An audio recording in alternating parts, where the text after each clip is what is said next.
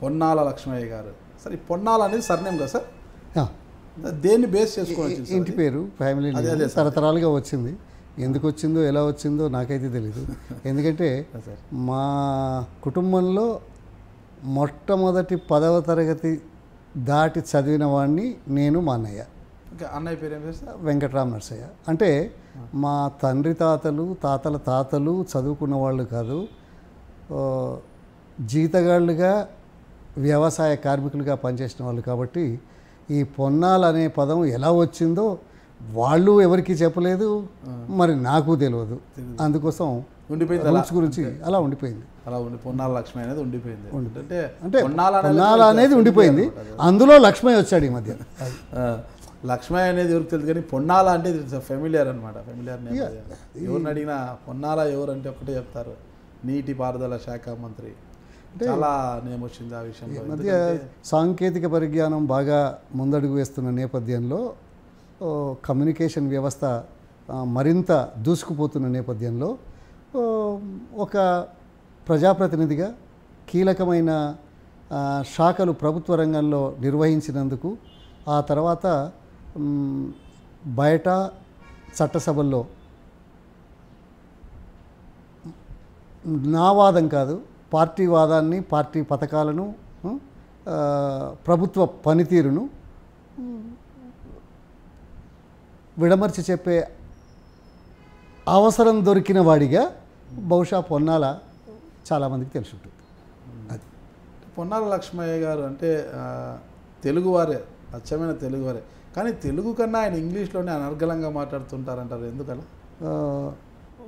అనర్గళంగా నేను తెలుగులో మాట్లాడతాను, తెలంగాణ యాసలో మాట్లాడతాను, ఇంగ్లీష్లో కూడా మాట్లాడడానికి ప్రయత్నం చేస్తాను. అది బాగుంది అనుకుంటే అది మీ అభిప్రాయం, కానీ నేను ఇంకా చాలా ఇంప్రూవ్ చేయాల్సిన అవసరం ఉందని నేను అనుకుంటాను. ఇంగ్లీష్లో ఇంకా బాగా స్పీడ్గా మాట్లాడతారు, తెలుగులో అయితే కొద్దిగా నెమ్మదిగా. అంటే ఎప్పుడైతే అంటే అమెరికాకి వెళ్ళడం, అక్కడ పనిచేయడం. ఇంకోటి ఏంటంటే హై స్కూల్లో కూడా ఇంగ్లీష్లో ఫస్ట్ వచ్చేవాడిని. అంటే అంతటా ఫస్ట్ సెకండ్, కానీ ఇంగ్లీష్లో అత్యధిక మార్కులు సంపాదించేవాడిని. తర్వాత తెలుగు మీడియం అయిన సైన్స్ సబ్జెక్టులు ఆంగ్లంలో రాసేవాడిని. అంత మాత్రం చేత ఆంగ్లం బాగా వచ్చిందని నేను అన్నాను. ఎలా సాధ్యమైంది? మీ తండ్రులు వాళ్ళంతా కూడా జీతగాలుగా పనిచేసేవారు, అది ఇది అంటున్నారు. అంటే ఎలా సాధ్యమైంది? అంటే పట్టు ఒకటి పేదరికం, నిరక్షరాస్యత, ఈ రెండు వ్యక్తి అభివృద్ధి కానీ ముందుకు కానీ పోవడానికి అడ్డంకులుగా ఉంటాయి.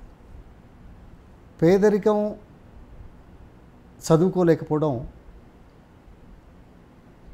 సమాజంలో చిన్నచూపు చూపడతారు. డబ్బు, విద్య, ఈ రెండు చాలా అవసరం. పుట్టిన ప్రతివాడు ప్రతిభతో పుట్టడు, కానీ అవకాశాలు కల్పిస్తే ఆకాశం అంత ఎదిగే దృష్టాంతాలు మనకు కనపడుతున్నాయి. ఆ దిశలోపట బహుశా నాకు అవకాశం కల్పించబడ్డది. అది ఆనాటి ప్రభుత్వాలు పేదరికంలో ఉన్న పిల్లలకు ఇచ్చిన ప్రోత్సాహం, స్కాలర్షిప్స్. ఎందుకంటే మా అమ్మ 2 అణాల కూలీగా పనిచేసింది. 2 అణాల కూలీగా పనిచేసింది.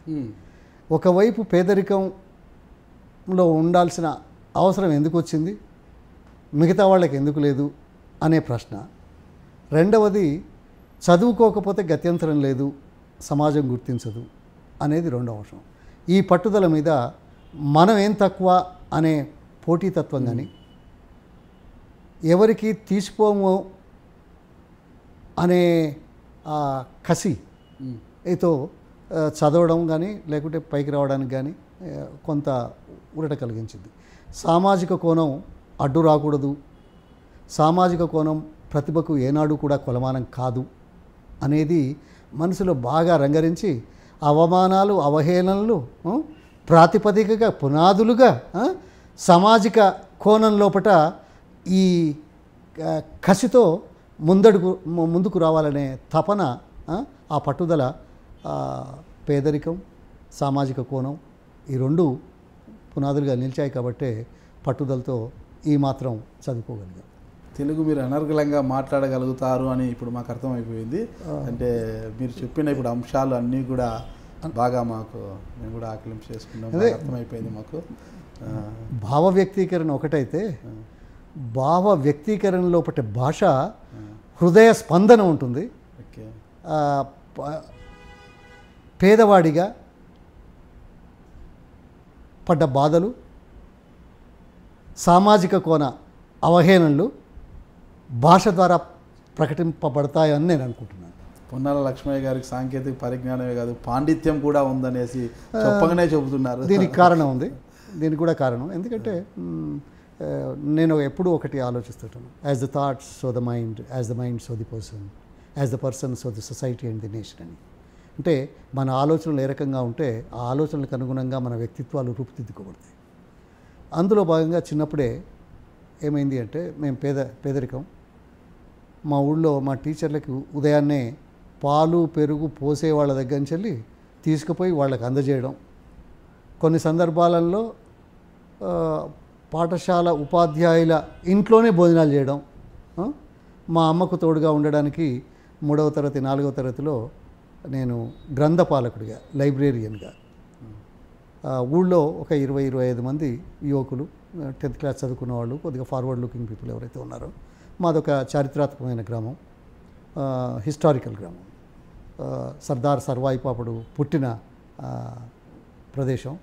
ఆ గడ్డ కొంత ఇది రాడికల్ థింకింగ్ అని, లేకుంటే మార్పు కోసం ఎక్స్‌ప్లాయిటేషన్ ఎదిరించే గడ్డగా చరిత్రలోకి ఎక్కింది. ఆ విషయం చెప్పమంటే చెప్తాను. For more news and interviews subscribe to I dream news.